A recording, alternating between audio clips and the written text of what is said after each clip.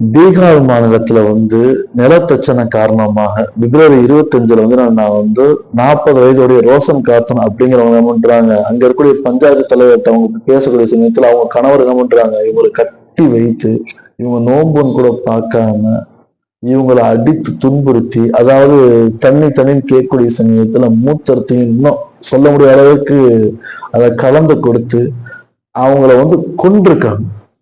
நம்முடைய சமுதாயத்துல பொறுத்தவரை இந்த மாதிரி ஒரு கொலைகள், இந்த மாதிரி ஒரு கொடுமைகள் நடக்கின்றது என்பது எத்தனை பேர் தெரிந்து கொண்டிருக்கிறது, எத்தனை பேர் அறிந்து கொண்டிருக்கிறது. அதாவது ஒவ்வொரு இடத்துடைய நிலத்தின் காரணமாக, அதே மாதிரி ஒவ்வொரு விதமான சின்ன சின்ன விஷயத்தின் காரணமாக பல பேர் கொலை செய்யப்பட்டு கொண்டிருக்கிறது.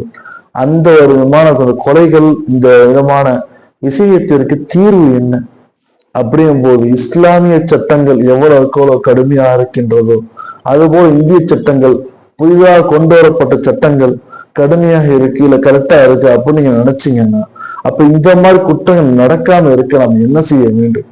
அப்ப நம்முடைய வாழ்க்கையில பொறுத்தவரை எந்த சட்டங்கள், எந்த நாட்டுல நம்ம இருக்கோம் அப்படிங்கும் போது சாதாரணமா இருக்கக்கூடிய ஒரு ஆணாக இருக்கட்டும், பெண்ணாக இருக்கட்டும், அவங்களால நிம்மதியா வாழ முடியலன்னா அப்ப நம்முடைய நாட்டுல என்ன நடந்து கொண்டிருக்கின்றது?